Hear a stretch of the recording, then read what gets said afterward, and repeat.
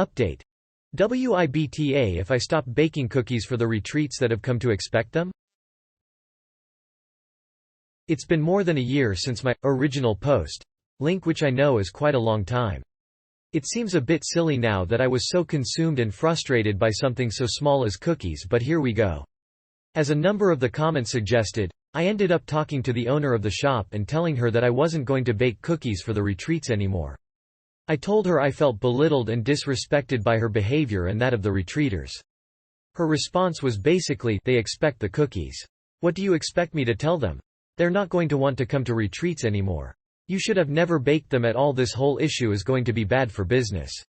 I went home feeling completely invalidated. She completely gaslit me. I read and reread some of your comments multiple times and decided to stand my ground on this. She didn't threaten to fire me or anything, not that she could have, she needed me, but she continued to guilt-trip me and try to manipulate me into baking again. She even had some of the retreaters come to me offering me money to bake for the retreats. At this point it wasn't about the pay, it was how people were treating me. I refused and started applying to other jobs because I was sick of the environment. The thing is, I'm actually a licensed pharmacist. I was working for minimum wage at a quilt shop because I was burnt out in an oversaturated and overworked field.